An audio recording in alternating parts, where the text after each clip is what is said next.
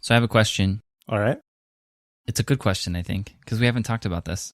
So you have to tell me, what do you use for a bookmark? For a bookmark? A bookmark. In my physical books? Yes. We've never talked about this. We've talked about how we read a book, but we've never talked about what we use to actually remember where we are in that book. I think that's because my method is pretty lame. I used to use a business card. Is it your business card? It is. So it's kind of weird. Like, I take it out and sometimes I flip it over so people can't see my name on it when, when I'm reading the actual book. But I guess in my mind, if I was to do that, I would probably want two of them there. That way I could give it to somebody for some reason. But I usually have other business cards on me. yeah, that's the thing. Like, I typically don't even have business cards on me, even when I should. But I always have one in my book, which is never when I'm looking to give them away. So, Because if you gave it away, then you lose your spot in your book. yeah.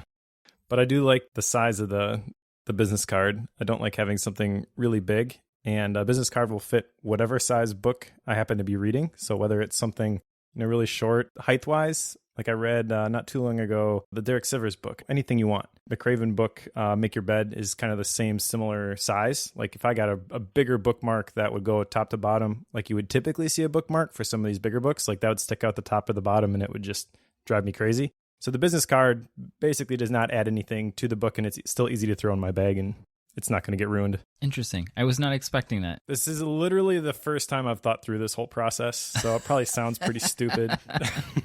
So that means it was a perfect question. I like that. Throwing me a curveball right off the bat. I know. I use of course, this is, the Goulet Pen Company. So gouletpens.com, GOULETPENS.com. It's where I buy my fountain pens, of course. And when you purchase a pen from them, they send you a bookmark as part of the little package that they send you. And that is what I use, is that particular bookmark. What is it? It's a little over an inch wide, maybe 1.25 inches. I would say it's maybe 6 inches long.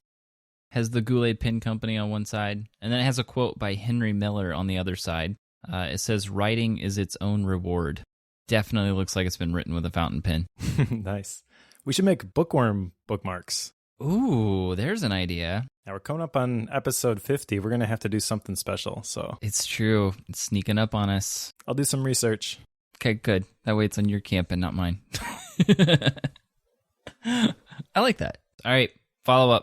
I really don't want to go first. You have to, because you have overdue follow-up. You have a red mark in your Bookworm OmniFocus. I don't use OmniFocus. Well, if you did, it would be screaming at you right now because you're so overdue on your 5 brand words.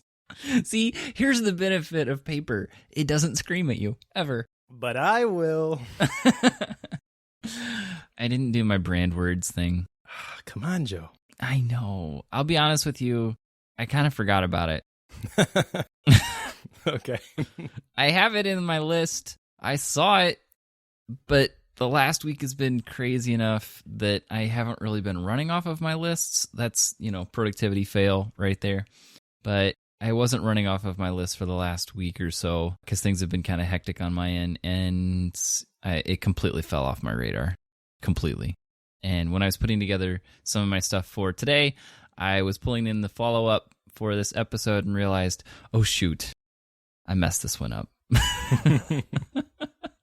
So I am going to continue it on to the next round. The audience is going to have to tune in next time to find out your 5 brand words, maybe. I did not intend this to be a cliffhanger, but here we are. All right. Next to Armand, you want me to go next? Sure. Okay. So the 2 that I had from the last book that we read, which was The 3 Big Questions for a Frantic Family by Patrick Lencioni, who, by the way, I'm going to see as we record this in a couple of days at Entre Leadership, which is super exciting. Nice. But the 2 follow-up items I had were, number 1, identify our family rallying cry, and then number 2, create a scoreboard for our family plan. So I listened to that episode after it was published, and I was a little bit concerned before it went live that I was pretty harsh on the scoring system. Turns out I was right. I am pretty harsh on the scoring system. Okay. But I did create, well, and actually, I shouldn't say I did this because my wife, we were talking about this stuff and she got excited about it and she implemented it for me. So I definitely had help for this round of Bookworm follow-up. Cheater. But we have a whiteboard in our main hallway, so it's right by our kitchen. And the theme for us, I'm trying to pull up the picture I had to get it exactly right, but basically it's an orderly home. And so what does that look like? There's certain habits that we want to implement. And what we did is we created my wife created 3 pie graphs and broke them into 7 pieces. So Monday, Tuesday, Wednesday, Thursday, Friday, Saturday, Sunday, labeled them as such. And then for each of those pies, we had the habit that we wanted to establish with our kids specifically. So our kids are great. They do a great job with most of the stuff they're supposed to do most of the time. But there's little things that we recognized, and again, my wife recognized, that would make a lot of the stuff that we do a lot more streamlined. It would be a lot simpler if we could just get this down, So one of the things in the pies is making beds every day. So we fill in the piece of the pie if everybody makes their bed in the morning without being compelled to do so. Okay, and then the second one is toys are cleaned up. So in the afternoon, everything gets put away. There is nothing left out. And then the third one, we've labeled mealtime manners. So we've got a couple picky eaters sometimes. And so we're trying to do a couple of things. Number one, get through dinner in less than an hour. And also get people to clean up their plates when they're done. So if they do that, they shade the pie. And then the reward for completing the pies is that all the kids get an hour, we ration their video game time. So this is a bonus on top of their normal video game time. So they normally get 30 minutes a day or something like that. Right. But the bonus was an hour of Rocket League because they like playing that all together on the Switch.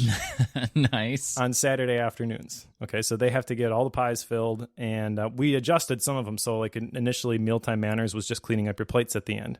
But we recognized after a week of doing that and hitting the goal that really the next level pain point there is that someone in particular tends to not pay attention and not eat until everybody else is done.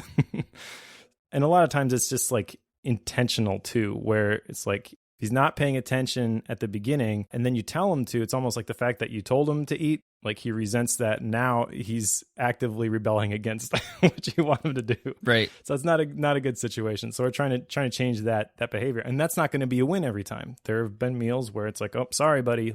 This is not mealtime manners. We can't fill out the pie for this. So we've given them basically 3 strikes you're out. So you can miss 2 of them and then you'd still get the reward. And we're going to keep upping the stuff in the pie basically, so that there is a little bit of grace if they mess up and they don't complete it all the time. They mess up on Monday afternoon. We don't want all the incentive to follow through the rest of the week to be gone. But also we want to create these habits, which if we're able to establish these, and who knows how long this will actually take, but if we were to be able to get these things nailed down, it just makes everything else so much easier. So that's the goal, and that's how we've implemented it.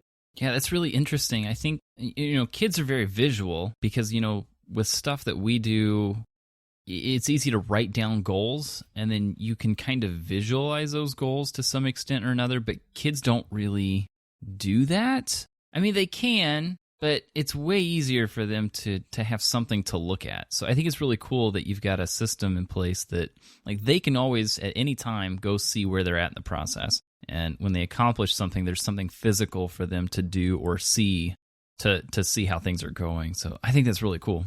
Yeah, and it's way simpler than the Patrick Lencioni version. So I was thinking about that, right. How far have we digressed from what he laid out in that book? Was it really that different? And I went back and I looked at it and no, it really was that different. Right. So he's got the rallying cry. We've got the rallying cry. We call it something a little bit different. It's basically just a word on the top of the board. From there, he's got his standard objectives, I think, were the first level.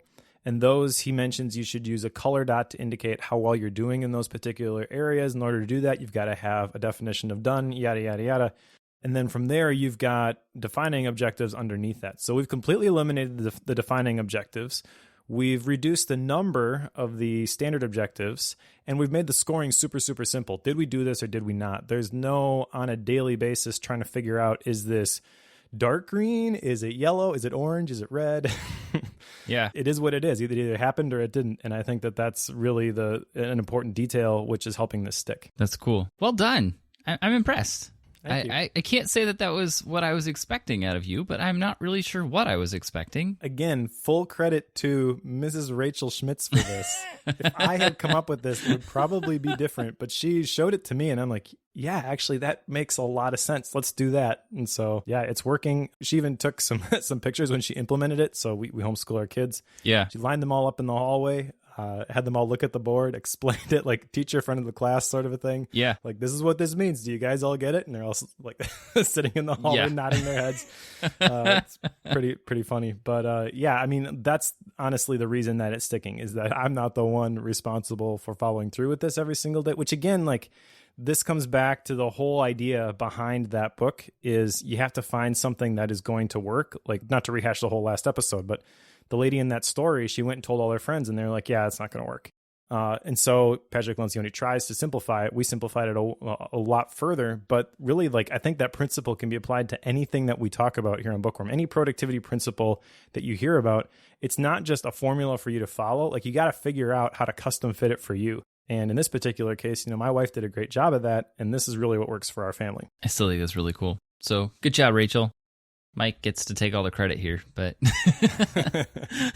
well done.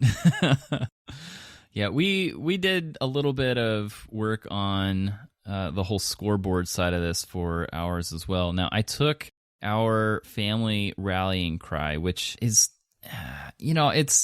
it's kind of its own thing. We went through this, again, I'm not going to belabor that, but the whole white space and outdoors thing from that, one of the aspects of that is getting outside every week. And what we did to help with that process is I just put a checkbox for each week of the summer. And if we get the family outdoors to explore the woods or something throughout that week, we get to check that box off. That is the sum total of our scoreboard right there.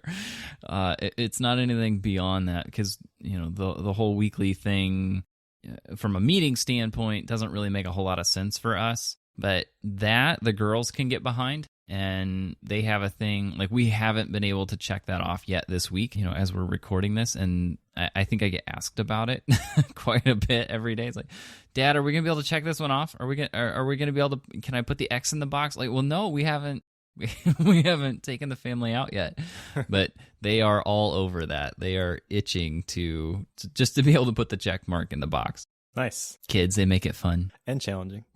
Yes, it's true. Which I suppose brings us to today's book, Mike. Yes, fun and challenging. Yes.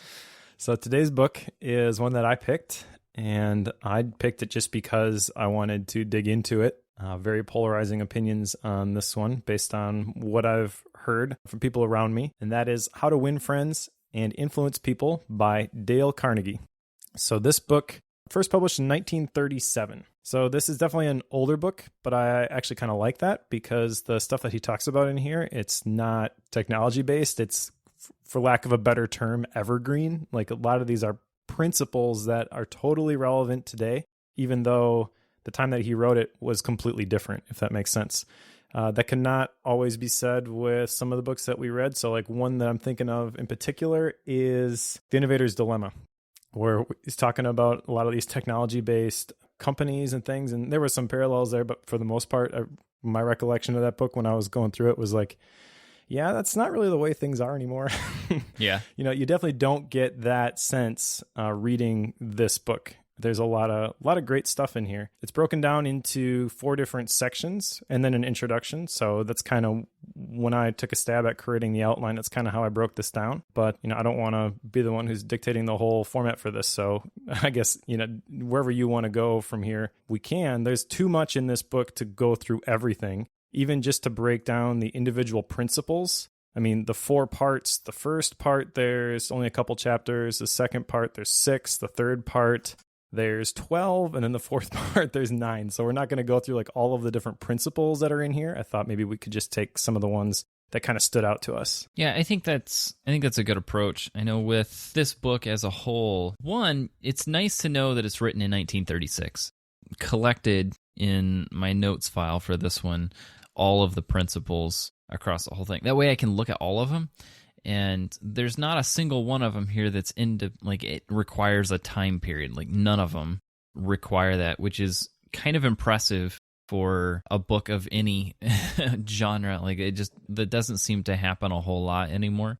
And I think that's really cool to see this. I will say that this one, it kind of struck home for me in a lot of ways. There's a number of these principles that, like, this is something I've done for a very long time, and people always leave that scenario with a smile on their face, and I always thought that was really cool, but I never really understood why. And this actually explains some of that. So I thought that was really interesting. But again, to your point, there's a lot here. This is a lot to go through. So I agree. We're not going to go over every principle here. I think there's a handful of them that we're going to cover and that you've got in this outline. I kind of left it open because you went through this, Mike, and put a bunch of stuff in here, which is really cool. But I felt like if I put any more, like, we were going to be here for 3 hours. So I kind of just left it, and I've got some points on some of these that I'll bring up as well, because I did really enjoy this, just as a precursor to the whole conversation. But one thing that I found myself continually trying to do with this was think through ways that it applies to my kids, in trying to compare the principles that are mentioned here with how I currently interact with my children. And my girls, I know the whole scenario, like me as a parent, like sometimes I get upset with the things that they're doing. And he talks a lot about your reaction to someone else when they are doing something that is either incorrect or is somewhat offensive to you. And there are a lot of ways to settle yourself down and interact with that person to help guide them. And I couldn't help applying that to disciplinary action with my children in some way. So I don't know, maybe we'll get into some of that, but I did think it was kind of interesting that if you try to apply it even outside of, say, business scenarios, which is, I think, where a lot of people tend to assume this book is applied, but it doesn't have to be. I guess that's what I'm getting at. It's kind of interesting to consider this even outside of that realm. Yeah, I mean, everything in this book can be applied in a lot of different situations, and he tells a ton of different stories to try to illustrate that point. He'll talk about people using it with their kids. He'll talk about people using it in a business arena. He'll talk about people using it in a political arena. And every time he switches the context of the story, he kind of like abrasively is like, oh, so you don't think this is going to work in this scenario, eh? And then he just shows you how, like, oh, I know somebody who did do this, and this is their experience. So there's tons of stories in here. I did find it interesting. I had no idea that this was basically a 1930s version of a lead magnet. Because at the end, he talks about his school for public speaking. And the version I have anyways, there's a section at the very end, which is called A Shortcut to Distinction, which is written by somebody else. Right. And it tells a little bit of Dale Carnegie's story. And they mentioned some stuff in there about how he used to just start taking out these newspaper ads. He'd show up at these hotels and he'd teach people how to do this, and he'd get a bunch of people to sign up for his course. And over the course of his career, he criticized something personally like 150,000 speeches, right? Which is crazy. Like, he was personally involved in a lot of these people's success, which I think is really cool. But it kind of changes a little bit how you view this book when you think that, like, okay, this is something to get you to do something else. And maybe it's just the space that I work in, where, like, typically a lead magnet, you think of something like, oh, you want to tease what you're going to give, but you don't want to give it all away because you want really them to take this particular action, whether that's download your ebook or give you their email or whatever. Like, that's exactly what he's doing here, but it doesn't feel sleazy. It doesn't feel scammy. There's a lot of great information in this book. But all of these different chapters that he breaks down, I did definitely feel like you could write an entire book on a lot of these different principles. And so this is very, I don't want to say surface level, but it's introductory in a lot of ways to a lot of these concepts. There's the possibility this is a lead magnet, 1930 style. I kind of got the impression that this was more of a way to capture his thinking and the teaching that he does. Not to try to get you to sign up for one of those, but so that he could reach even more people. Like, that was the perception I got from it. Maybe it was to sell stuff. I just didn't get that impression. Maybe that's just because people are a little more upfront about how they do that in today's world, and they were more subtle in the olden days. That's even some of his stuff is be subtle. So maybe, I don't know. It'd be hard to know. Yeah, I definitely, I think that it's not necessarily more explicit or straightforward nowadays. Like, I think there's a lot of people who don't understand what's going to happen when they give an email to download an ebook. Right. It's not very clear what the intentions are of the person on the other end. But I also don't think that you have to be naturally skeptical either, which is really the thing that stood out to me. Is he wrote this in 1937, and I'm approaching it in 2018. And my first response is, this is a lead magnet. How does that make me feel? Does it make me feel like he's really trying to help me? Or does it feel like he's just trying to sell me? And we're going to get to that specific point in a little bit. I did not feel like it was him trying to sell me. And I think that also, if you are clear about your intentions about helping people and you're authentic, which is really the key, that there's nothing to be ashamed of in the fact that you're trying to sell something on the back end anyways. So, but it isn't something that I expected in a 1937 book. True. But that kind of leads into this whole idea of the selfish tone, which is really one of the reasons that I picked this, is that there's people who say this book is amazing. There are other people who say this book is garbage. And I think that really what it hinges on is this improper view of what this book is trying to do. And the title doesn't help it out, at least in today's society. You know, like win friends and influence people makes it sound like a game and you're not concerned about the other person. And I think based on the content of this book that honestly, nothing could be further from the truth. And he talks about, I think it's page 45, he talks about people who are in sales who succeed versus those who don't. And it's based on the principles that he's outlining in this book. He says on page 45, thousands of salespeople are pounding the pavement today, tired, discouraged, and underpaid. Why? Because they are always thinking only of what they want. They don't realize that neither you nor I want to buy anything. If we did, we would go out and buy it, but both of us are eternally interested in solving our problems. And if salespeople can show us how their services or merchandise will help us solve our problems, they won't need to sell us, we'll buy. And customers like to feel that they are buying, not being sold. I think that's a really important distinction.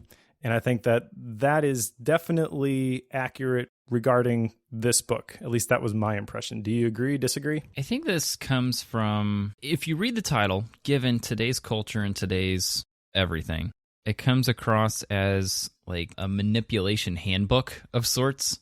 Like that's, it's kind of how you could view it. Yeah. These are a list of things you can do to get people to think the way you want them to think.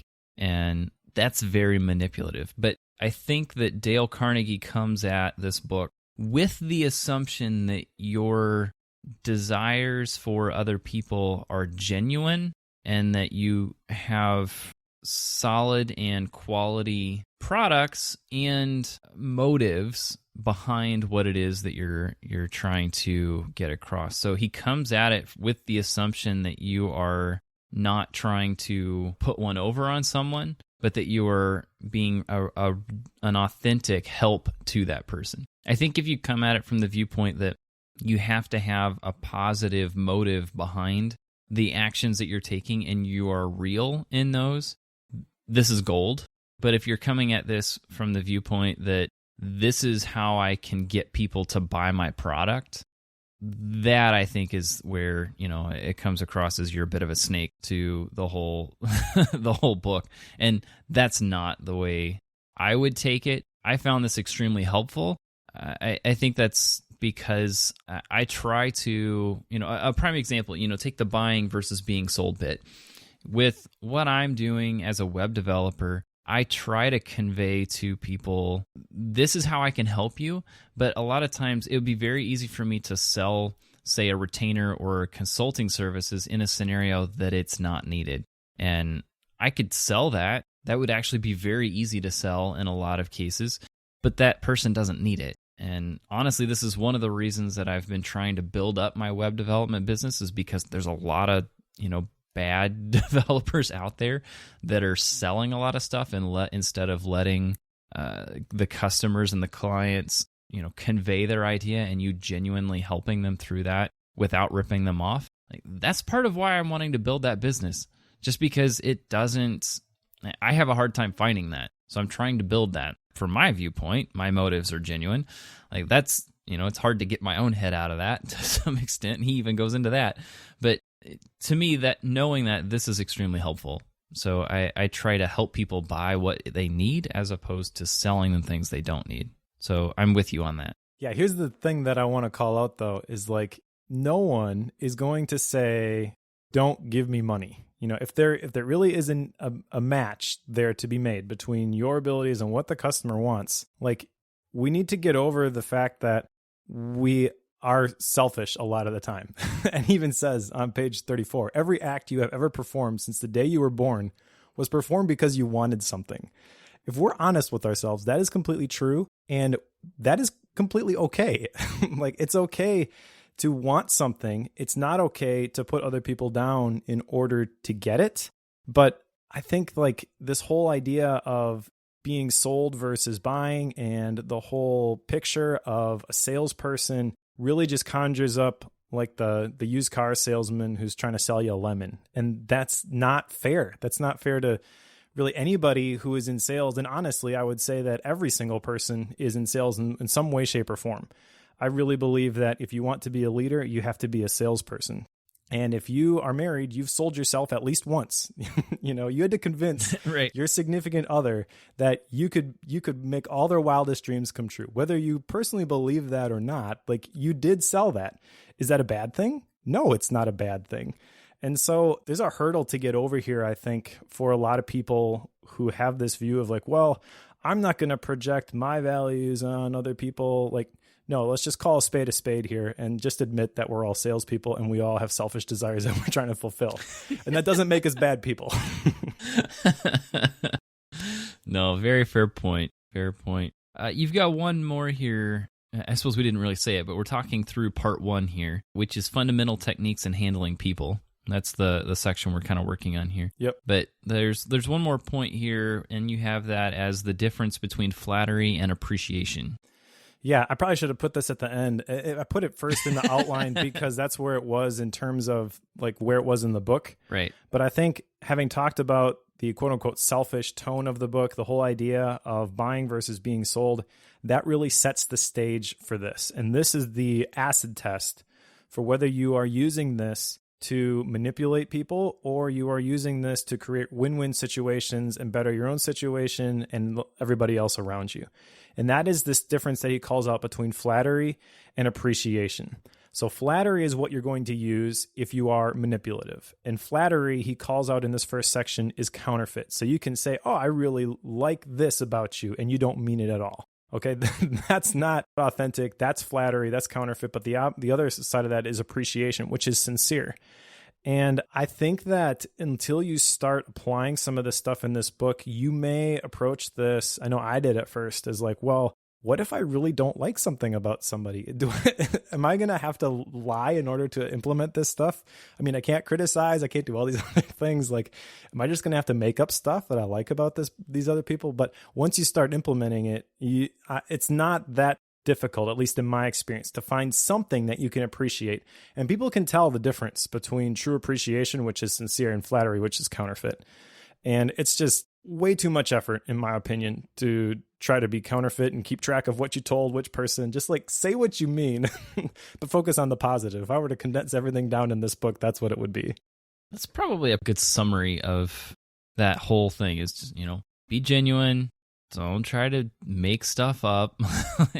That's a kind of a recurring theme here. Is he says a lot of times, like, whenever, well, let me just grab an example here, because he's got a number of these principles where he will say things like, be a good listener and encourage others to talk about themselves. But that's a good principle, but that requires you to be real with it. Like, be an active listener in that and be a good listener, but don't just ask questions randomly because you're just trying to keep them talking. Like, that's not the reason. Like, show an interest. Like, that is, like, be genuinely interested in other people. Like, that's even another principle right there. Like, this is a thing that continues to recur throughout the book. So I think maybe he's kind of short-circuiting the opposition to this and people jumping ahead of him and saying, okay, well, this is how I can get people to do what I want. Like even in each principle, he talks about that. Yeah, and just using that one as an example, because I like that. Be interested in the other person and what they have to say. I mean, you can tell, me personally anyways, like I know people who will come up to me and be like, hey, how's it going? What are you working on? Whatever. And as soon as they ask the question, I like hesitate to answer because I can just see the glazed over look in their eyes and I know they're not really paying attention. Right. So you can apply that to any one of these principles. And in that case, it's flattery. It's a counterfeit. But when that person says that and we make a connection, I can tell that they're really interested.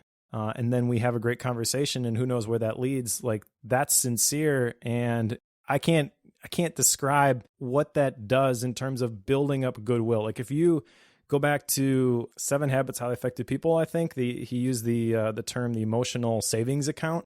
So everything in this book, you can either be sincere in it and you're making deposits, or you can be counterfeit, in which case you're making withdrawals. And very, very quickly, you're going to be emotionally bankrupt if you try to implement this stuff in a counterfeit way. People are familiar with the concept of filler words. Like awesome. That's amazing. I'm like, they have these words that they use to just fill empty space. Oh, I'm so busy. Yeah. Do you ever run across people that have filler questions where, it starts to get quiet and they want to spark a conversation? So they'll like, well, what are you doing this weekend? Or what else is going on? They have these questions and they'll ask, sometimes the same question gets asked repeatedly throughout the same conversation. But do you ever run across this? I feel like I keep finding people who do this. Dude, I live near Green Bay, Wisconsin. The ultimate filler question is, did you see the game on Sunday? I mean, 50% of our radio programming is determined by the success of the National Football League team. And in my opinion, that is the ultimate filler, because you may make a surface level connection with people by talking about what happened in the game. And I'm not saying that there's no good from that, but every time I find myself in that situation, I'm like, oh, okay, we're going to do this dance now. Like, I was hoping this might be meaningful, but I guess not. Right. Yeah, I feel like I keep running across these, or maybe I'm just noticing them. And I find it extremely frustrating because, like, well, they're asking me a question. I have to respond, but I can tell they're checked out already and don't really want to know the answer to this question. So why am I answering it? I even had one case where I just said, I don't think you really want to know the answer to that. And I just kind of moved on. Like, I was so frustrated by it. It's like, because I'd answered the same question 3 times. Like, seriously, let's move on. We need to get past this. I don't think I've experienced that. And let me clarify, I guess, with the sports ball example, because I'm actually a sports fan. But I guess the context that I see it is like, you're standing in an elevator next to somebody and they're just trying to fill the silence. And so it's like, no, just be quiet. Like we can ride in silence. It's okay. You're not going to remember any of this. It's not going to make any difference. Like, who cares? Let's just skip this. Yeah. Fair enough. All right, part 2, 6 ways to make people like you. Again, these titles are not helping the fact that this is not a manipulation handbook. No, they're not. It makes it worse. But I would say 6 ways to incentivize people to like you, maybe. You can tell it was written in the 30s, right? Yeah. The first one I have here in quotes is from a story that he told about this magician who would say before he would go out to perform, I love my audience. And it's kind of the positive self-talk sort of a thing. But in his example, like this guy really lived it out. And I thought this was really cool. One of the quote unquote action items that I wrote down, not really action items. So I have action items that I've listed here, but there's a lot of stuff in this book that isn't really something that you're going to take action on. It's more something to put in your memory bank. So the next time you're in this situation, you know how to handle it the right way. And so this is one of the things that falls into that second category where it's not like you're going to be able to hold me accountable to this, but it's something that I want to apply to my mindset whenever I sit down to create something. Like as we're recording this podcast episode, I want to give the audience the best that I possibly can. And again, you could say, well, you're just performing, you're fake. Like, not necessarily. Like, there are going to be people who fall into that category where everything that they're doing is a show. But like I said, I personally think it's way too much work to try to maintain that facade. So I am who I am. I try to stay true to that. And for the most part, based on the feedback that I've gotten from other people, like, that's one of the things that people appreciate about the stuff that I do create is, like, you can see who I am and what I believe about things through it. I'm not going to tread the line and try to be quote unquote politically correct. Like, I've thought through my opinions on things and I'm willing to share them, not in a derogatory means like this is the only way to do it, but this is based off of my experience. And that's something we'll get to a little bit later. That's addressed in this book too. But I just think that there's really a lot of value here from loving your audience and giving the very best that you have to them. I think that that comes across and people can tell that. And people can tell likewise when you're not doing that. And I just think that, like, a lot of the stuff that people want to do, a lot of the things that maybe they're currently doing could be a lot more successful if they would embrace this principle and just basically go all in with it. Don't hold anything back. Don't try to hide anything. Be transparent. Like, this is who I am. These are my motives. Like, you don't have to guess. That's one of my pet peeves, I guess, is like people where you have to try to tiptoe around what they're saying and figure out what they're really trying to get from you. Like, that just drives me nuts. And so I don't want to be that way. I want whoever listens to a podcast that I create, whoever reads an article that I wrote, I want them to be able to see the real me in that. And I want them to be like walking away from that with a positive impression. Like, that was really good. Whether they completely agree with the message or not, I want them to at least appreciate the effort and the excellence, hopefully, that went into it. Yeah, I think this comes back to like the concept of saying, I love my audience before going out on stage. That also applies to one of the other principles in this part, which was smile. And I really resonated with this because I know, like, I do a lot of phone calls, I do a lot of video calls, and I'm always, even with email from time to time, I have found that, if you smile before you engage, it completely changes the way you come at it. It doesn't have to necessarily be an in-person meeting where smiling is helpful. I can get my intent across over a phone call a lot easier if I take 10 seconds and smile before I hit the green button. Like that, that seems to help significantly. It just kind of changes your mindset. It's kind of odd how that simple act can make such a big difference. And I think this magician figured some of that out as well, because, I mean, try it. Can you say, I love my audience with a frown on your face? Like, you're just not going to pull that off. So and I guess this goes into your second point here, Mike, is happiness is a choice. That's essentially what you're doing, is you're choosing before you engage that you're going to be happy about that situation. And it can lead to better scenarios in the midst of that situation if you do that. Yeah, on page 74, he says, happiness doesn't depend on outward conditions, it depends on inner conditions. So when you think about that, it's really freeing, but it also comes back to the whole concept of like personal responsibility or self-determination. You can let outside circumstances determine how you feel about things, but if you do that, you will have a miserable existence.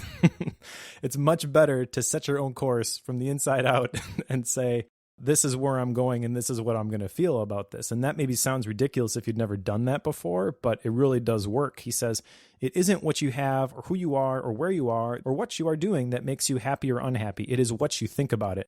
And Abraham Lincoln says most folks are about as happy as they make up their minds to be.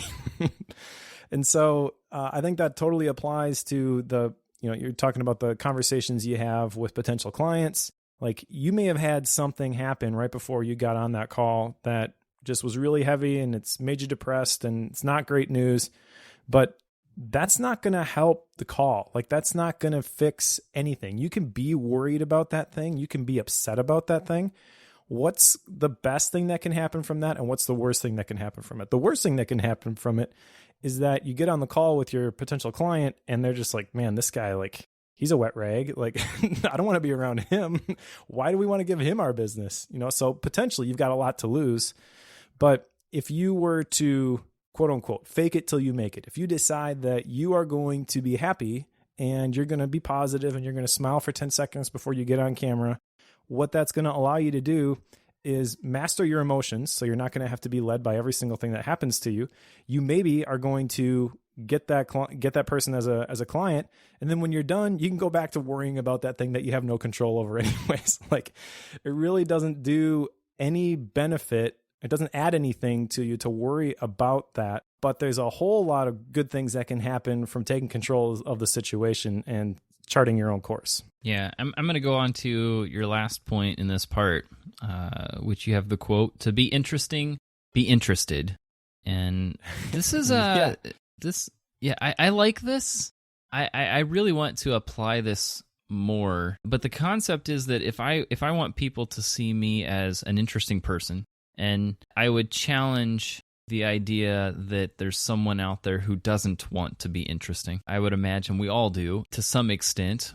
And in order to be interesting, you have to show an interest in other people through asking questions about the things that they do, understanding the things, or trying to understand the things that they are the most passionate about.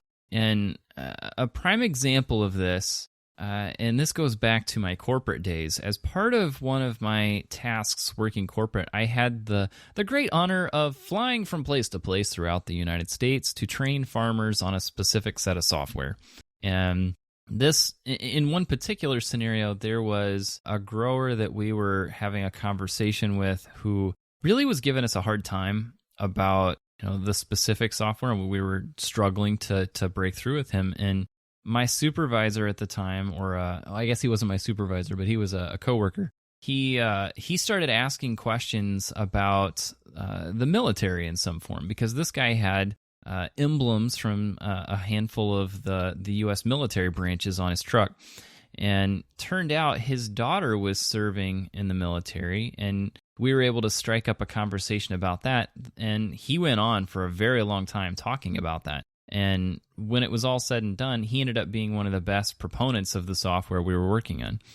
And it was purely because we were able to get past the technicals of what was going on and show an interest in his life, his personal life. And it was kind of difficult to get him to stop talking about it because we had to go. But that was a different problem. But it was very fascinating to me that he became very interested in what we were doing when we showed an interest in what he was most passionate about. So I think that's something that I want to be intentional about, just because it leads to better conversations and it leads to, I think, better relationships overall. Yeah, there's a couple different principles that you touched on in that phrase just now, that story that you just told. But the beginning of it, like you said, is being interested in what the other person is interested in. And before I read this book, started getting this revelation, and what I've noticed from it is that there's a lot of really interesting people around you that they have a lot of really cool stories and a lot of really cool experiences that you won't ever know until you ask the person about. Like, people want to talk about this stuff, but it's just so ingrained that no one asks. So they just assume that like nobody really cares. And I just think that this is a really cool synopsis. This one phrase, to be interesting, be interested, that kind of encapsulates this whole section. The story that you shared, like, I've got multiple stories like that I could share too, where it's just like you notice one little thing, and really it's just paying attention to those details, not being wrapped up in your own little world, asking somebody about it, and then all of a sudden you're talking to them about this thing for the next couple hours. Like, man, there's so much experience and wisdom in the people around us that is just like right there, and they're willing to share it, they're willing to talk about it, but we don't ask. Just specifically going back to one of my Gap books as an example, the 30 Lessons for Living, where the guy went into the nursing homes and asked the people who were really positive in those nursing homes, who had lived a long life, and you could tell that like they were happy with how they had lived. Like, what was the secret to your success? Just using those older people who, and specifically for that book, it was the golden generation, the people who had lived through World War I, World War II, like the last time that, at least in America, like we really had to go through some stuff, and learning from their experience and how willing they were to share that, and how sad it is that like no one ever goes and asks. That's the thing that I really realized from this, and from reading this book in particular. It was like a great reminder of that. Like, don't take that stuff for granted. I mean, there's a lot of people who saw a lot of things that can really benefit us if we really try to understand it. They're not always going to be there. Those stories, we're not always going to have firsthand access to those. And so I want to be more intentional about drawing that stuff out of people, because they're willing to talk about it, but they generally aren't willing to break through the noise. They're not going to wave the flag and jump up and down and scream to get your attention. Like, they're going to wait until somebody is actually interested, because they don't have time to waste. So I don't know what the right term would be. I guess the biblical term would be like, cast your pearls before swine. Like, you want to make sure that if you're going to spill your guts and about whatever it is that you're really emotional about, like, you want to make sure that the person that you're doing that to is going to receive it well. You want to know that they care. And so that's something that I want to do, is just put other people first and let them talk. And it's honestly a lot of fun. You hear a lot of cool stories, learn a lot of cool stuff that way. Yeah. Just to clarify, I think the phrase that you're after is don't cast your pearls before swine. Yep, exactly. So don't do that. It's not a positive thing. Basically, just don't waste your time. Right. And that's, that particular phrase, and the only reason I call that out is because that is one of my wife's favorite phrases from the Bible is, don't put your best in front of people who really don't give a rip. That's a thing we talk about quite a bit, which actually is a good reminder to me that, one of the things that I really took from, especially in this section of 6 ways to make people like you, oddly enough, I kind of applied this to my wife, which I suppose at some point, this is kind of a natural conversation with this book is, applying it to your spouse. It's easily the most intimate relationship you're going to have. And I think it's definitely a plus in your relationship to be interested in the things that your spouse is interested in. And I kind of started applying this one a little bit more. I haven't been real great about that particular part, but my wife is very interested in, like French cooking of sorts, but also in gardening. And I haven't been real good about listening to her whenever she is excited about something that she's learned, some new thing she's learned how to cook, or she cooked something super complicated. And I haven't always been the greatest at that. We eat pretty well around my house, and it's all to my wife's credit there. But I'm trying to be someone who is able to listen to her on a more detailed level and become more interested in the things that she's very passionate about. Just because I haven't been super interested in it, it's not to say that we don't have good conversations or anything. It just means that we end up talking about other things other than the things she's the most passionate about. So I'm trying to make a little bit of that shift. But I do think it's natural that whenever you go through this book, there are going to be a lot of areas that you can see this applying to, especially a marriage. And I don't know, did you really think about that, Mike? Is this an area that you felt like you could apply some of this stuff, or am I just the only one here? No, I did. I agree that the family and marriage context, at least for me, is the easy place to apply this stuff. This one in particular, the to be interesting, be interested. This one, I want to apply this on a much broader scale, because I feel like for a long time, I have discounted a lot of the wisdom and the lessons that I could have been learning from the people around me, just because my situation is quote unquote different. But what I've come to realize is that the guy who's just making ends meet still has stuff that I can learn from. Maybe he and his family came over on the boat from Cuba, and they've had to really scrap, and like they've really had to persevere through some things in order to make this work. They've had to relocate, move their entire family, but they're still consistent, they're still steady, they're still positive. Like,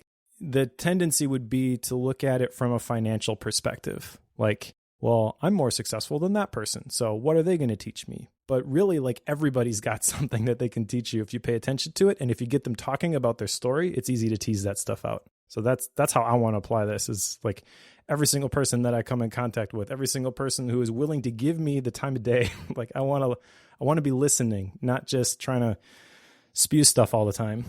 So part 3, again, a really good phrase that can be twisted. How to win people to your way of thinking. Yeah. So explain that one, Mike. Yeah, this is the longest part of the book. I believe there's 12 chapters here. This is starting to transition into and then part 4 is like the leadership part. But this is like the introductory section to that. So this is kind of like Management 101, I guess. That's kind of how I viewed this section. And again, like not just managing people, though that's the arena that this is going to play out in. The number one thing I got out of this in the first chapter in here is that you can't win an argument. So anytime you have an argument with somebody, voices get raised, you're making your points vehemently. And he says that if you convince somebody against their will, you haven't really changed their mind. So I can think of many instances where this is played out with that I've been involved in and also that I have not been involved in, where the loudest person, quote unquote, wins. But 9 times out of 10, what happens is that he says each contestant is more firmly convinced than ever that they are absolutely right. So you may, quote unquote, lose the argument. For the sake of an example, let's say you and I are having an argument, okay? And let's pretend, Joe, that you're louder than I am, so you, quote unquote, win. Okay. 9 times out of 10, my opinion isn't changed by the fact that you won. But you maybe think it is. You think that, I put Mike in his place. He totally gets my perspective now. No. And 9 times out of 10, what happens is the other person just more firmly believes that they were right. They just got sick of arguing and decided to let it end. Yeah. He uses a phrase I really like. The man convinced against his will is of the same opinion still. So the only way to win an argument is to completely avoid it. I definitely want to embrace this. This is one of my action items. I'm not an arguer, not really, but not in that way, not like a get loud, get proud sort of scenario. But where I want to apply this is, with my client calls and stuff, it's not uncommon for there to be multiple people on the other side. And one of those is like the in-house IT expert of sorts. And they always have an opinion about how their website should be built from a technical stance. And I am the expert they brought in on that. So it's very easy to start butting heads with this person.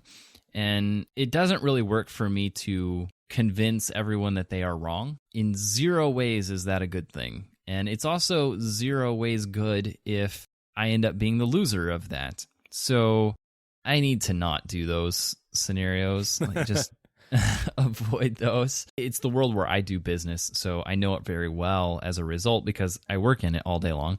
And I usually have an edge over them. So there's a lot of this book that I need to apply to that exact scenario, but this is what I'm naming as the crux of it is avoid arguments, Joe. Just stop.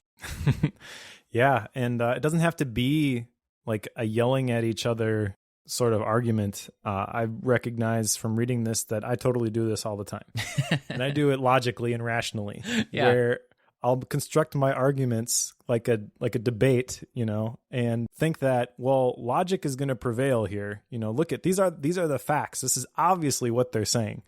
And it's not obviously what they're saying. It's obvious to me. It's not obvious to the other person.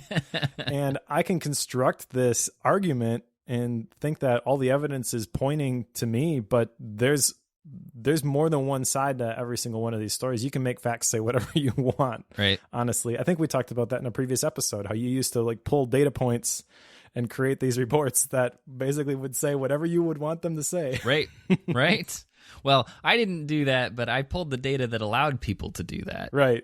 Yeah. No, I wasn't implying, I guess, that you did it, but it drove me nuts. You had the ability to do it because it's so easy to manipulate the facts. You have to, just facts don't equal truth, I guess, is the takeaway there. Right. But also the takeaway in terms of arguments or discussions, whatever, is that like you can never think that you've rationally won.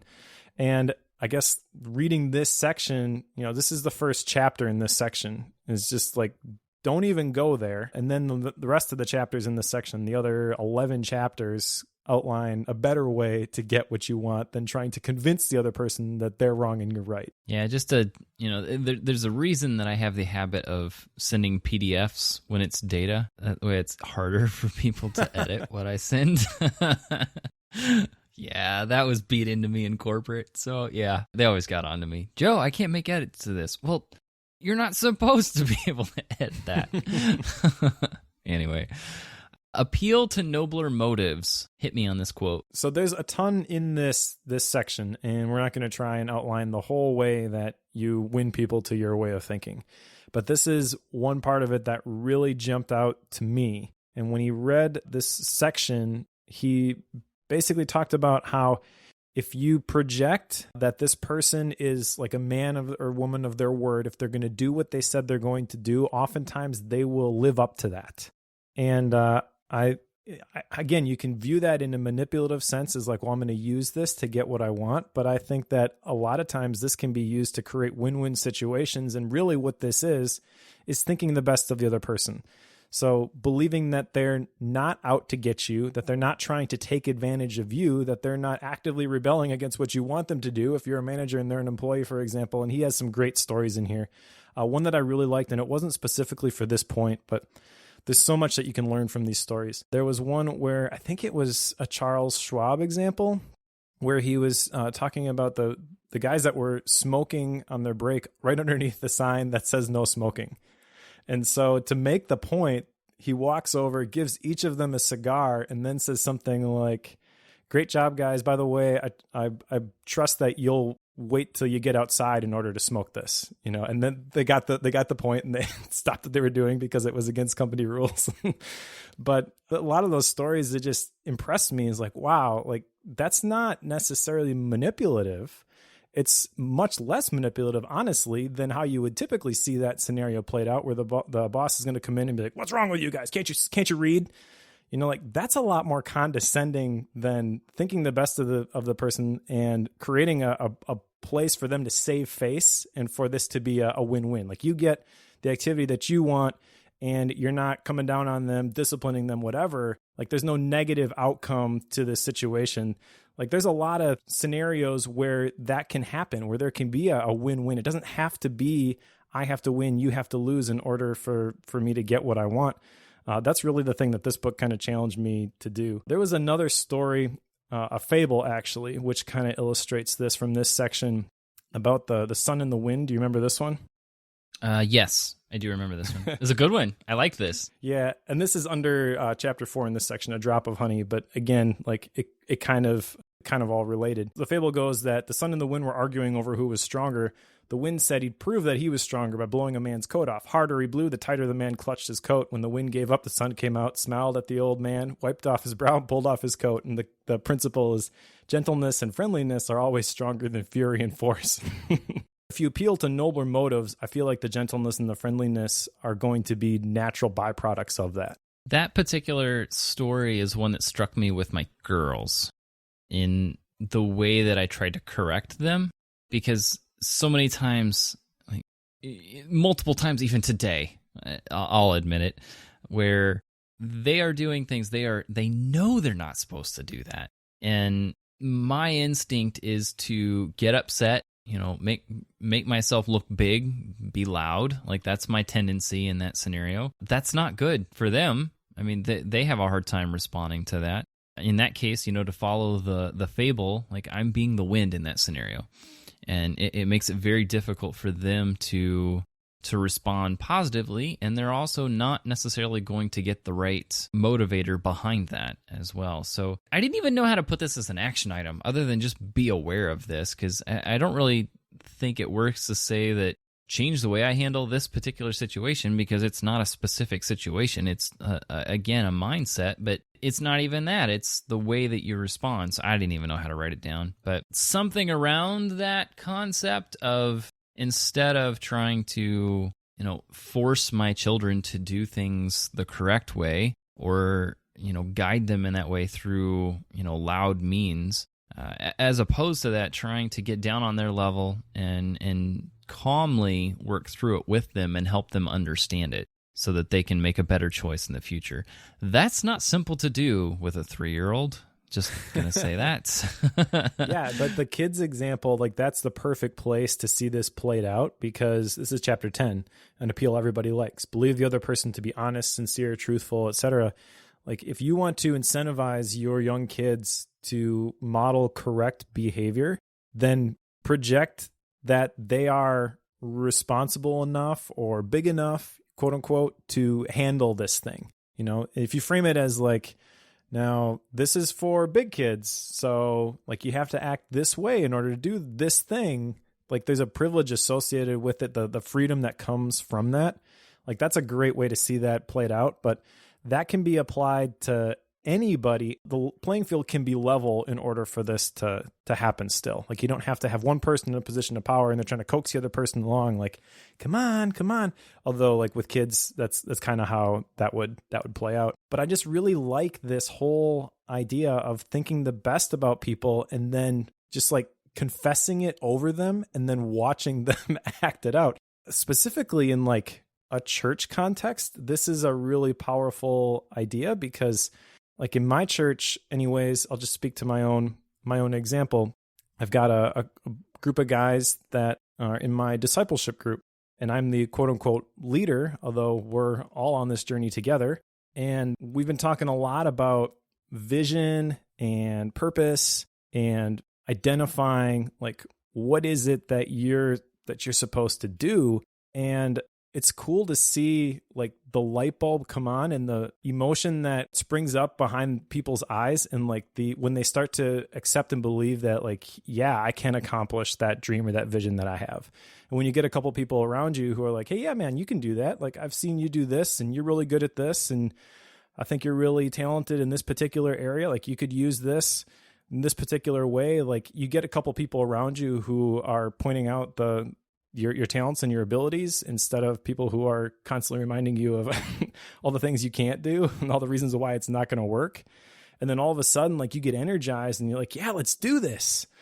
And I think that's like a positive application of this principle. And I think it's really, really powerful. I really want to figure out how to apply this in my own life with every single person that I come in contact with. I mean, we talked about on this podcast, my life theme, which is kind of a conglomeration of action items, but I've got it written down right in front of me. Help people answer the question, why am I here? By inspiring, encouraging, and teaching them how to discover their destiny, connect to their calling, and live the life they're created for.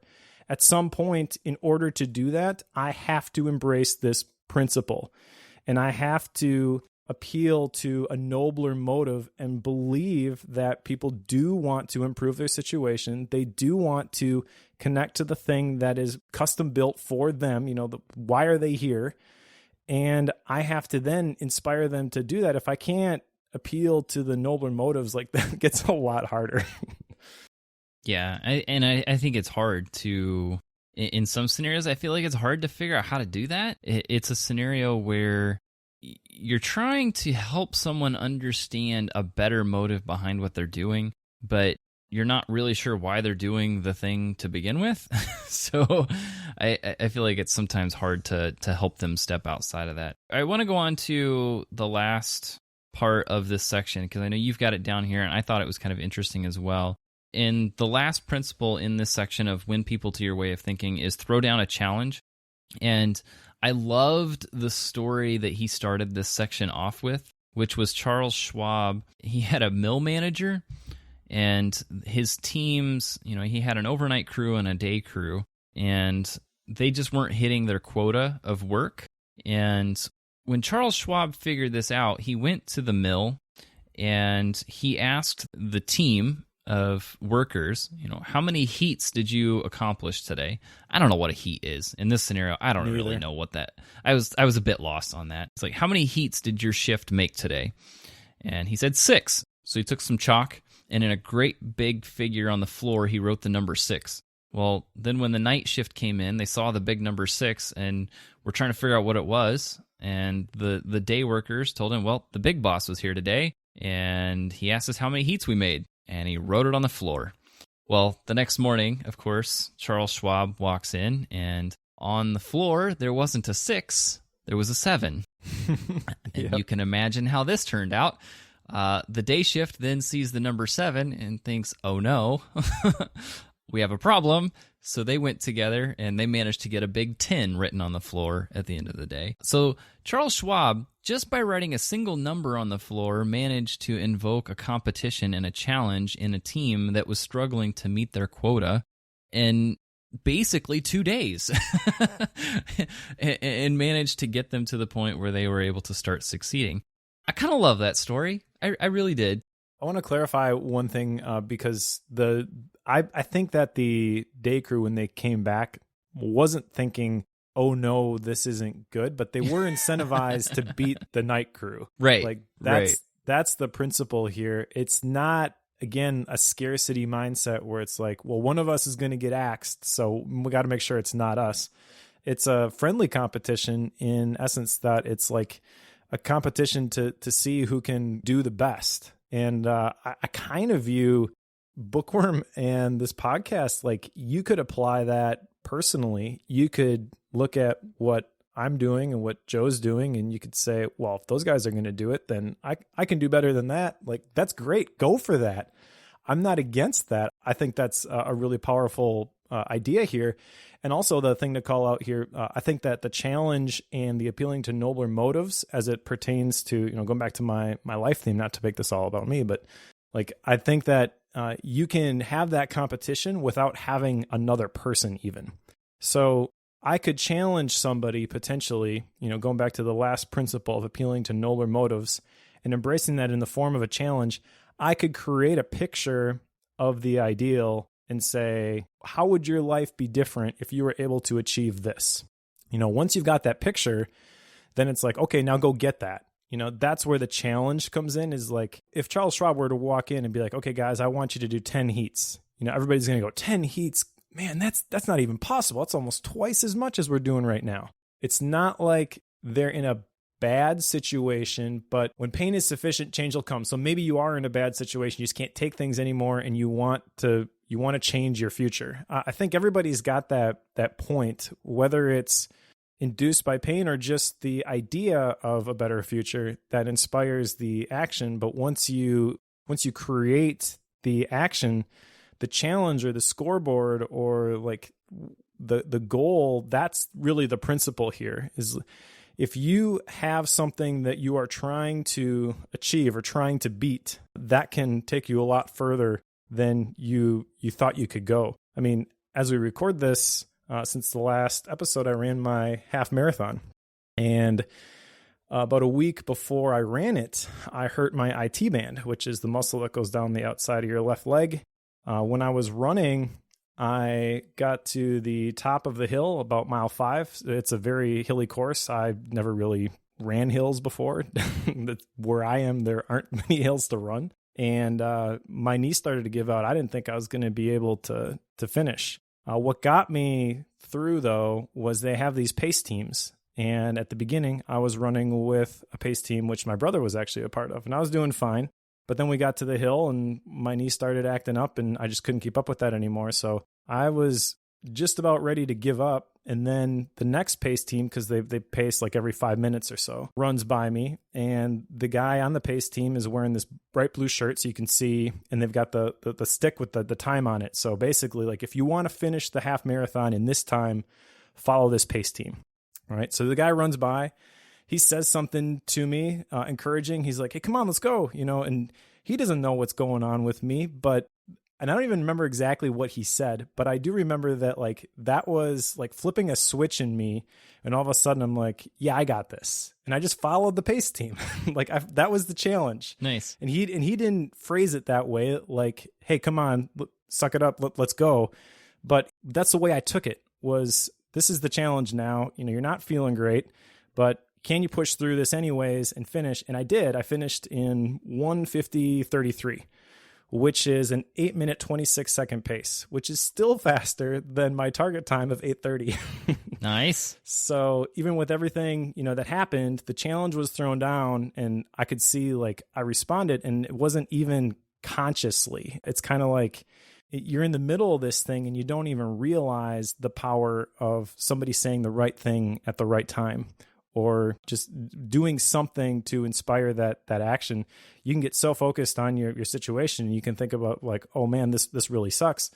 But then when your focus gets changed even a little bit onto the challenge, you're capable of some amazing stuff. You really don't know what in the case of a half marathon, what your body is capable of until you really push it. And the way to push it is not to focus on, like, okay, I got to do this thing even though my knee hurts. A way to focus on is like, well, there's the pace guy right in front of me. Like, I got to keep up with him. This can go back to the book Flow by our buddy Mihaly, because that's one of the aspects that he talked about quite a bit in there, was having some form of a challenge that you are focused on achieving. So I think it's really cool. That's a cool story, Mike. Well done. Congratulations. Thank you. Yeah, so I haven't been able to run since then, which is kind of sucks. And to be fair, it's to be expected, I suppose. To be fair, I probably could, but with an IT band, basically, short version, the only thing that helps it is rest. And if you don't rest it, it can become chronic. I definitely don't want that to happen. So I'm just trying to take it easy for a while. It's not like I ran the half marathon and then this happened. This happened actually before the half marathon. It made the half marathon really, really hard.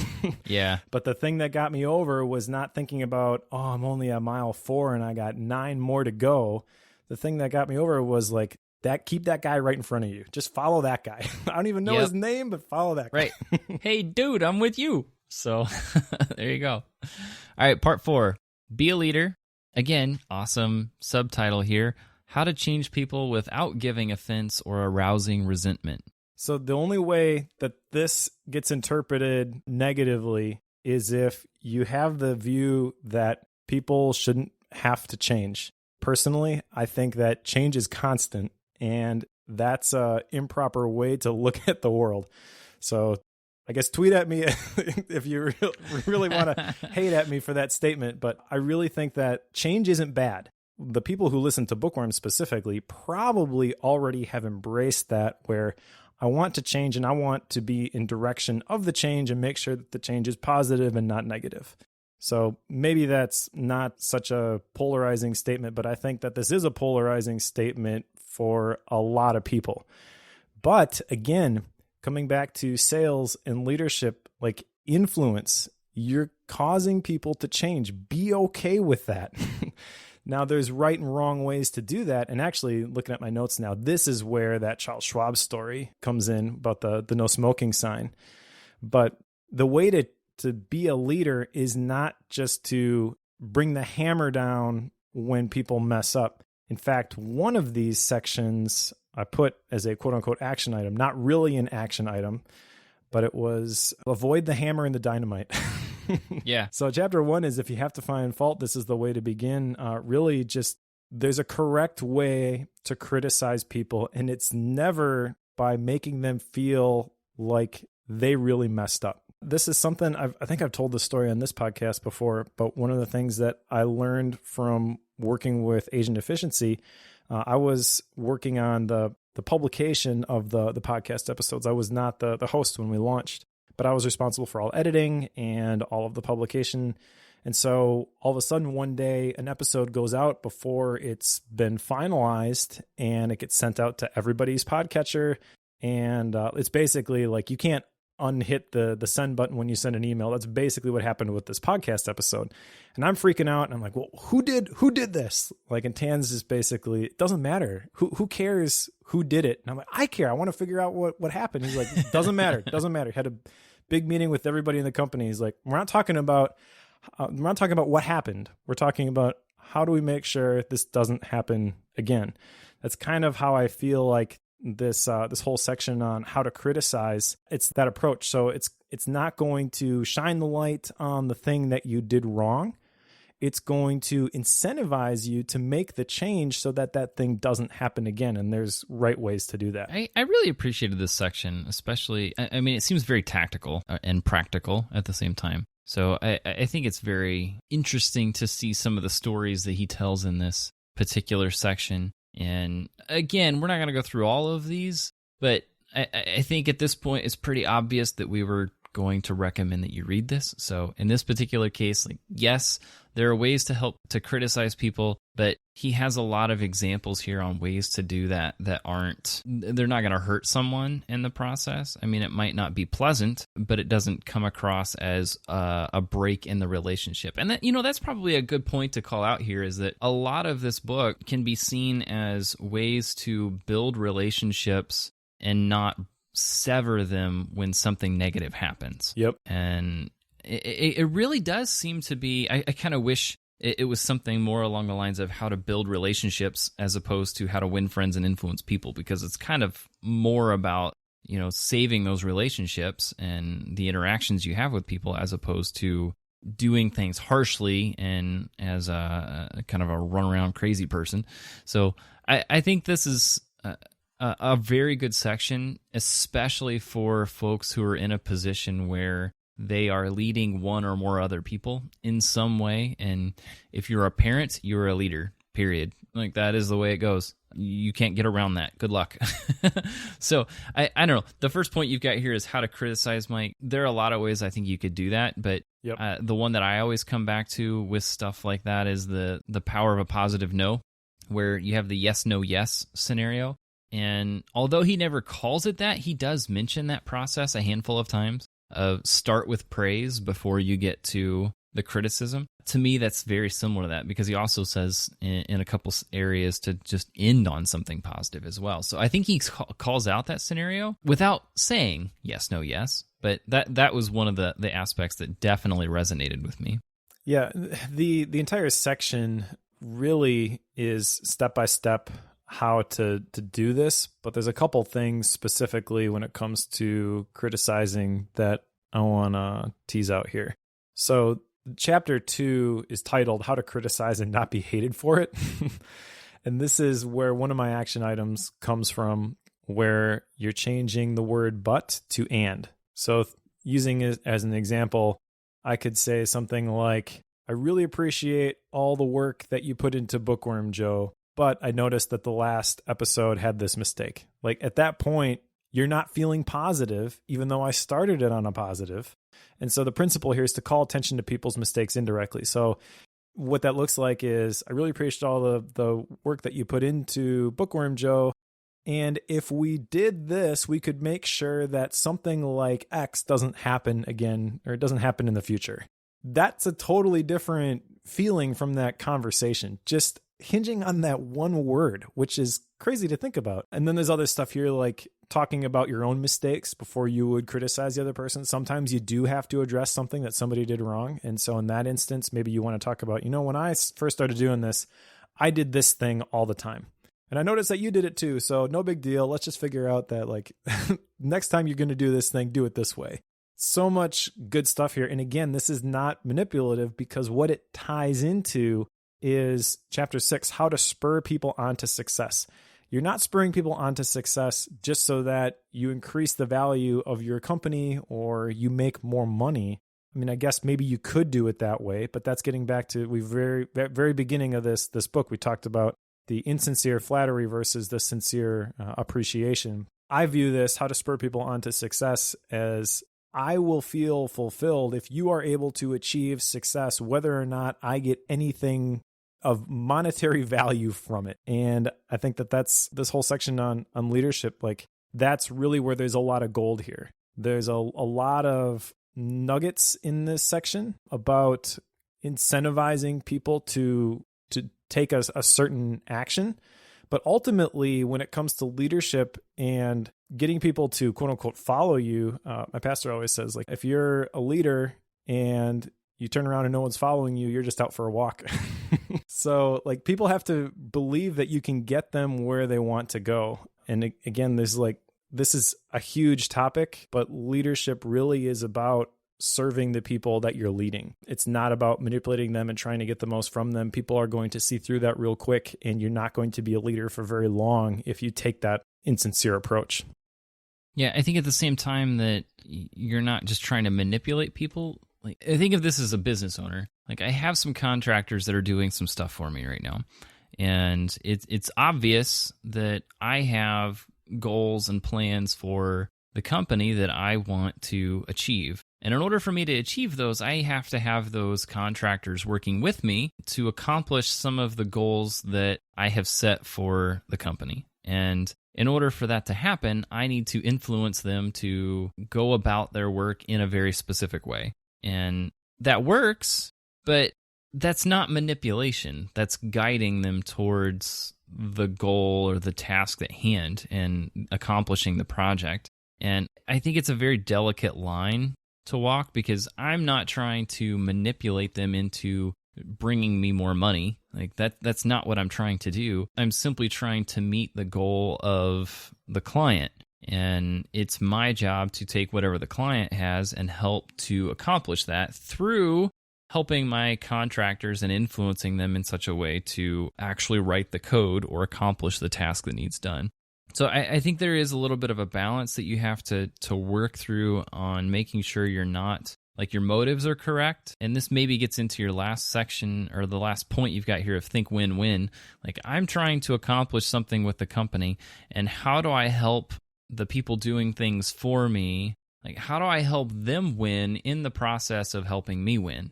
Exactly. Like, how do I help us both win in this scenario? And that's not always an easy answer. It's not always a simple thing to accomplish, but it's definitely the process that I need to be working through and trying to think through.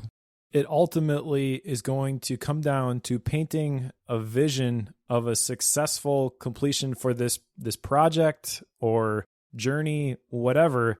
Like, you want to cast a vision of where you're going and get other people to come along with you. Using your project as an example, I mean, you're painting a picture of a win-win situation where if we're able to build this thing, I can't do it on my own, I need you guys to help me. Then if we're able to accomplish this, these things are going to happen. And that's a good thing. That's laying down the challenge. That's incentivizing people because they're going to get rewarded when they accomplish the goal, whatever. That win-win situation, like, that's really, in my opinion, the only way to make this work. You can manipulate people in the short term, and you can make them do stuff maybe that they don't want to do, but you're not going to have any sort of long-term success, even if you're constantly filling in with new people who know nothing about you. I mean, first of all, your reputation is going to catch up with you at some point. But second of all, like, that's just way too much work. I would much rather find a team that I'm going to work with long-term and everybody's on board with this vision. Like, we're all going in the same direction. And then using these principles, like, I'm not manipulating them to get what I want. I'm trying to incentivize them and equip them, in essence, so that the team can be successful.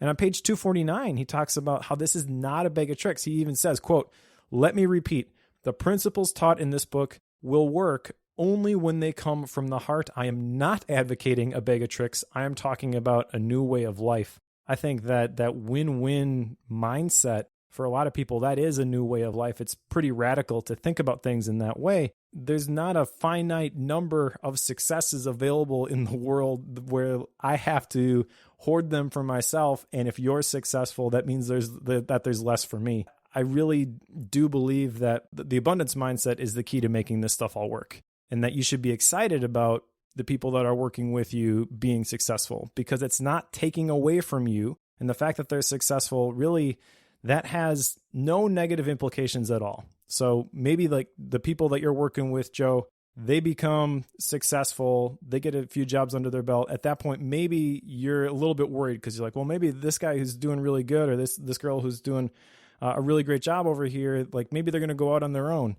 If you really embrace a win-win mindset, you're not even worried about that, because you know that, like, this system, this process works. And that should be my goal, is I should be developing people that I come in contact with to the point where it doesn't matter. They don't need me anymore. Like, they're successful enough on their own that they could go and they could make a career and they could achieve their goals. Like, that's, I guess, selfishly, personally, that's the kind of impact that I want to have. And so this is a challenge to me to constantly be thinking that way, constantly be thinking about how can I help other people succeed. And then I kind of believe that if you are focused on the other person and helping them succeed, there's a residual effect that's going to happen there, where you're going to succeed just because you've helped all these other people succeed. Like, you don't even have to focus on your own success. That's just a natural byproduct. Like, that comes with the territory. Yeah, I think it's interesting that you bring up the whole scarcity mindset thing, because, like, there are a couple guys doing some work for me that I have encouraged and helped them with picking up business outside of doing work with me in the same space. So, like, okay, here you go. Like, if you want to go do this, great, go for it. Here's how you do that. And the trick here is that I know that the way that I go about doing things and what I have to offer as a business, those are different types of clients that need to work in different scenarios. Like, from a minute level or a very detailed level, I know that. And I think they know that as well, but they get to pick up a little experience, and in some ways they understand what it is that I do at a different level. So I think it does work to help them through that process. Do you want to go over this last bit, this kind of last piece on Dale Carnegie's life, this shortcut to distinction? Yeah, did your version have this, by the way? It did. Okay. I really enjoyed it, too. So this is really the story of how this book came to be and how Dale Carnegie came to be. And the things that kind of jumped out to me from this section, we mentioned the fact that he criticized over 150,000 speeches already, which is kind of crazy to think about. But a couple other things that stood out here. There was a study that was done to find out what people wanted to study. So a little bit meta there, but they're trying to figure out what people wanted to learn about. And they found number 1 was health, and number 2 was skill in relationships. Now, there was no curriculum for skill in relationships, so Dale Carnegie built one. It wasn't taught in school, and it's still not taught in school, honestly. The whole idea of soft skills, like, that's a big topic. It's something that I'm pretty passionate about, and it really is frustrating to me that that's not taught. And part of it is the system itself. Like, I don't know, you've got one teacher, 30 kids. You know, we've talked about that. We don't need to belabor those points again. Right. But one of the reasons that we homeschool, I'll just leave it at that. The shortcut to distinction comes from page 277, where he says the ability to speak is a shortcut to distinction. It puts a person in the limelight, raises one head and shoulders above the crowd, and the person who can speak acceptably is usually given credit for an ability out of all proportion to what he or she really possesses. This is interesting to me because this is where you find out that he was doing these newspaper ads and he was speaking at these hotels and then getting people to sign up for his program. I kind of thought, and I don't know the history of all of this, but I kind of thought of this as like the early version of Toastmasters. So I am involved in Toastmasters, and there's really 2 tracks to Toastmasters, which is focused on public speaking and leadership. And I saw those themes throughout this book. And I think that this shortcut to distinction is interesting because public speaking is one of the biggest fears that people have. I mean, there's a often quoted statistic that the number 1 fear is speaking in public. Number 2 is death. And I think that there's a lot of opportunities. You don't have to go join the Dale Carnegie School. I really have learned a lot and grown a lot from my experience with Toastmasters. And I think that it's interesting to see that even in 1937, you know, my sphere of influence or sphere of experience, what I'm familiar with in the Toastmasters realm, like I see a lot of the people that are involved there, they tell the same story. One of the things that happens in a Toastmasters meeting is all the guests explain, like, well, why did you come to the meeting? What did you think of it? There's a couple different responses. Number 1 is, you know, my boss said it would be a good idea. Those people generally don't come back.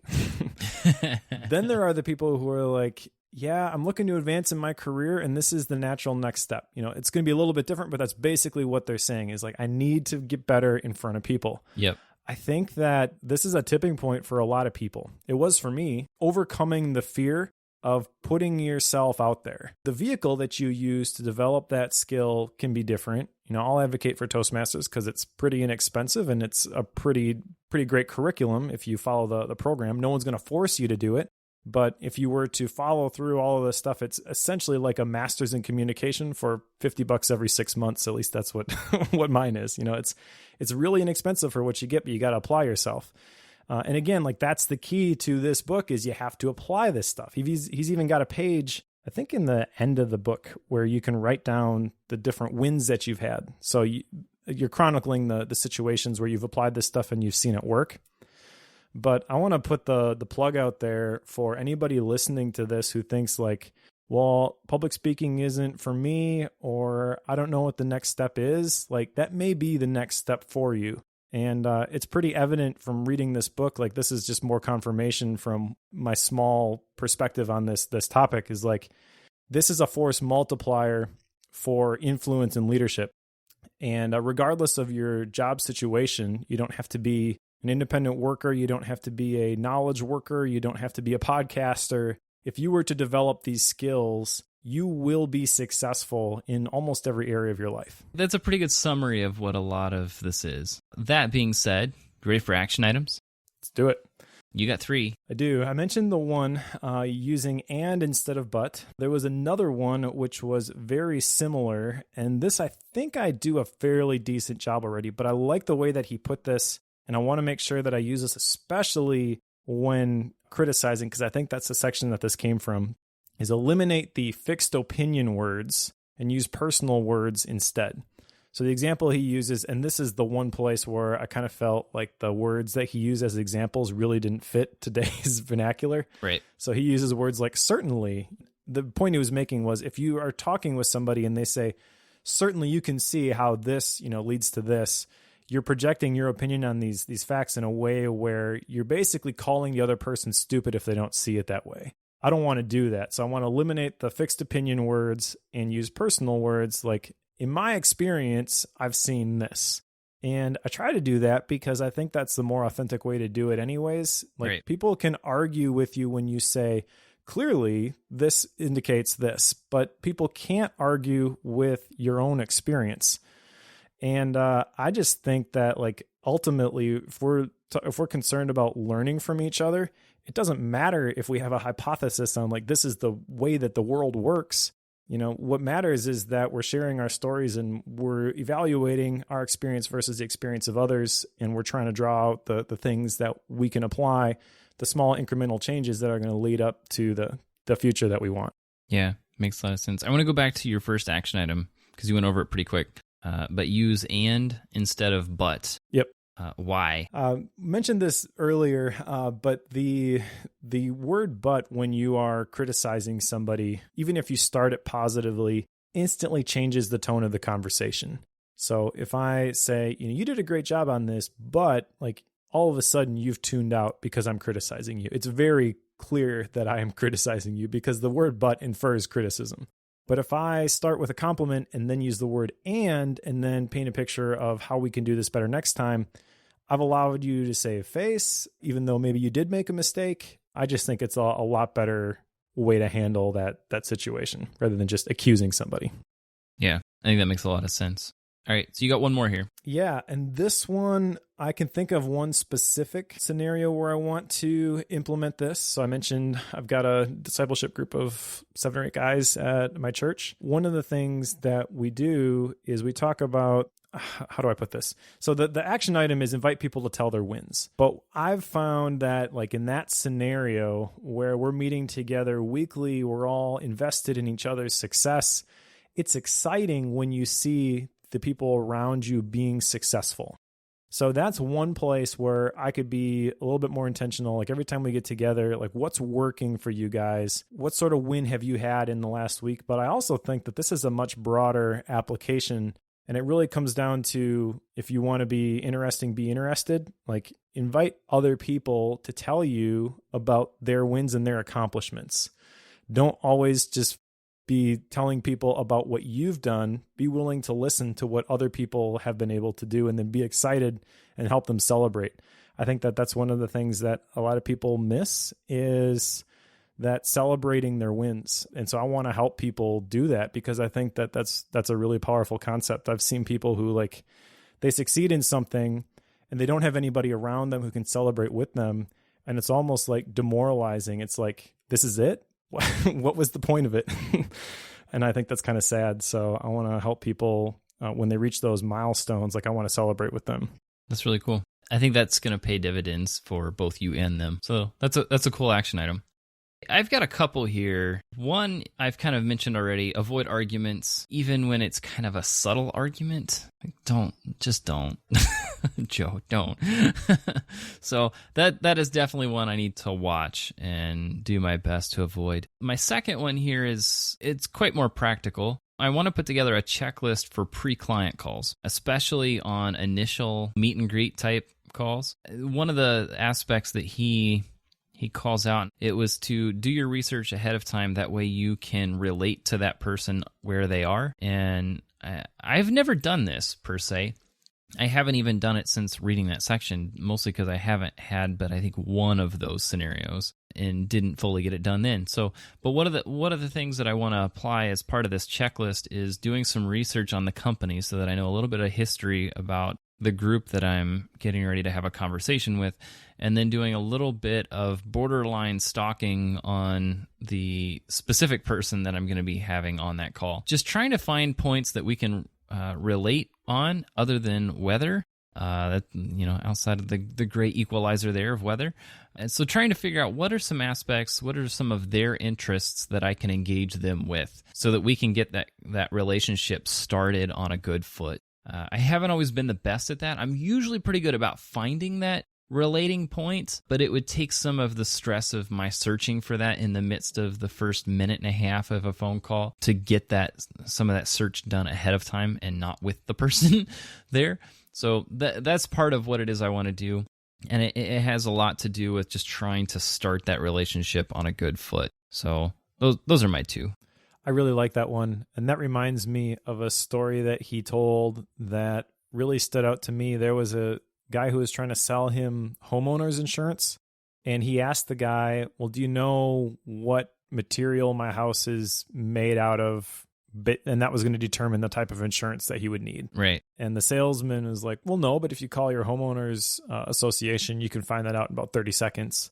And then the guy followed up with him the next day and asked him, do you want to buy the insurance? And he asked the salesman again, do you know what material it is? And he hadn't called the homeowners association to find out. Basically, he would have bought the insurance if the person had done that. That's 30 seconds worth of research. And that, I think, just that example encapsulates that mindset for a lot of people. And I think that it's not going to take a lot to shift that. Literally like 30 seconds to make that phone call and do the prep stuff like you're talking about. What that shows to the other person is that you care about them and what they've done. And I think that's it's something that is really powerful that doesn't take a lot of extra time or effort. So I think that's really cool. That's the hope. Like I have a genuine interest in you and your company. That's what I'm trying to show, because especially in today's world of how I'm doing things, like I'm trying to build long-term, ongoing relationships. Well, if it's not worth me taking 15 minutes before we jump on the phone to do a little bit of research, well, then why would they want to do a long-term engagement with me? Yep. Okay. Surely I can at least put that much forward. Right. I'm going to ask you to go first with the rating and review this time, if that's cool. Okay. That's cool with me. So with reading a Dale Carnegie book, I will say this was a very easy read. He is awesome at spelling out story after story after story that reinforces his point over and over again. And he spreads those stories out across a lot of arenas, from dealing with infants to parents to business scenarios. I mean, he's all over the place as far as the specific type of stories that he tells to get his points across. I think this is a book that I will recommend to a lot of people, with the preface of don't take the title at face value. Like, it's not a manipulation handbook. Like, that is not what he's doing here. So I think if you have good motives behind the things that you do, this is an awesome book. This is actually one from a rating stance. I'm going to put this at a 5.0, Mike. This is one that I really, really enjoyed, and I wish I had read this a long time ago. So thank you for picking this one for Bookworm. For sure. I kind of thought maybe you were going to rate it a 5. Yeah. I think this one hits me at a good time, too, because I'm stepping into the world of building, client relationships at a large scale of sorts. I kind of transition into somewhat of a salesperson. I don't know. It just seems to hit me at a really good time. And the words that he shares and the way that he shares them really struck me. So I really enjoyed this one. Awesome. Yeah, I think, honestly, everybody who listens to this podcast, and everybody in like, you could apply this to literally anybody, is in the business of building relationships. And in that arena, this book is going to be a great introduction to these concepts. I do think there's a lot more to this stuff. And while the stories that he tells are awesome, again, my perspective is a little bit different because I've been involved with Toastmasters for a couple of years. I've gotten my competent communicator. So I've gone through like the first 10 projects in that curriculum. And I do recognize that there's a lot more to this stuff. We started off by talking about how this is like a 1930s lead magnet. That's why I say that, because I recognize that these principles are great, but they're surface level. And so this isn't going to be like the be all end all for this. And it wasn't intended to be. So that's not fair to say like, well, it didn't go deep on this particular topic, because it was never meant to do that. There's so many chapters in this book, and it's a great way to get rolling with this stuff. And I will say that I do think that whether you were going to join the Dale Carnegie Institution, if it's still around, or something like Toastmasters, if you really want to go to the next level with this, you're going to want to find a program like that. That being said, the stuff that's in here is awesome. He's a very good storyteller. I did find some of the stories that he tells and some of the language that he used, even in 1937, seemed to be a little bit, like even as I read it now, seemed a little bit sensational to me. But for most people, I think that this is an absolutely awesome book. I am going to rate it 4.5 instead of a straight 5.0, because personally going through it, there was a lot of stuff in here that I had heard before. I do think that if you read it at the right time, it is absolutely a slam dunk 5.0. But for me, where I was, like, I found that a lot of this stuff was really interesting, but I also found myself like wanting to understand a lot more, and I wish some of the stories were longer. He's kind of like jumping all over the place, and so just me being in my personal situation, like I wish it was a little bit different than it was. But yeah, it's a great book. I definitely would recommend that everybody read this one. So we got a 9.5 if you add them together. Woo! 9.5. It's pretty good. So upcoming books. This one was Mike's choice. The one I've chosen for following this is Peak by Anders Ericsson. And the subtitle on this one is Secrets from the New Science of Expertise. And it's basically, Anders Ericsson, he's studied a lot of experts in their field and how they've gone about becoming that expert. And this, if I understand it correctly, is kind of a summary and culmination of all of that research. That's the way I've understood it. So I have not started it. That will happen this evening. And I'm looking forward to this one. I think it'll be interesting. I do not have an upcoming book because 2 episodes from now, which is when I would normally pick a book, is going to be episode 50. And I don't think we've completely nailed down what we want to do for episode 50, but we do want to do something a little bit out of the ordinary. So stay tuned for that. But there's definitely a lot of books on the list. I was kind of concerned that after a while we would maybe burn through the ones that we really wanted to cover. That's definitely not happening. No. My reading list is growing the more that we do Bookworm. It's true. I have thoughts on episode 50 that I think will be a lot of fun. Cool. I do have a gap book, though. My gap book, which I'm reading right now, is a John Maxwell book, which I heard about from Tim Francis. Okay. He mentioned this John Maxwell book called Put Your Dream to the Test. And there's really 10 questions that you apply to your dream to gauge how much you really believe it. And it's interesting. It's a little bit older book, but it's really good so far. Interesting. Yeah, I don't have a gap book this time. That's partially because I was enjoying this Dale Carnegie book so much that I didn't want to rush it. And I'm going to jump right into Peak right away without reading a gap book between those. Partially because this is somewhat of a longer book. I didn't say that earlier, but Peak is, 260 pages or better. It's a little bit longer. Not significantly, but a little bit. So I don't have a gap book this time. Sad day. That's all right. This one was pretty long, too. With the last section, it was like 280 pages, at least the version that I had. Right. So, and honestly, Peak is one of the listener recommendations that was given to us. And I need to go through and pick some books for like the next 4 or 5 of my choice. I tend to do that in batches. And Peak is the last of the ones I've chosen. So I need to do another round. So if you want your book on that list or a book that you've read, maybe that would be cool if the author recommended it. But the way we're taking recommendations now has changed a little bit. We've got the Bookworm Club, so club.bookworm.fm. You can go there, create a new topic in the recommendations category, and that will show up on the list. And you can see all of the ones that have been recommended there. And, to kind of go along with that, if you find a book in that list of recommendations that you especially want us to cover, hit the vote button. You can sign up and hit a vote button on those particular books, and it shows your interest in that particular book. And the higher the votes, the more likely it is that we'll choose it for the show. We still reserve the right to say no. Mike has assured me that he really wants the right to veto a book. So we're not just going to pick the one at the top of the list, but it helps guide us towards the ones that you're the most interested in. Yeah, I'm a little bit nervous. I know. Mike was very particular about this when we were talking about it. But there's also a list of all the books that we have covered already, which you can see just through the episode lists on Bookworm. But if you want to see a condensed version of that, you can go to bookworm.fm/list.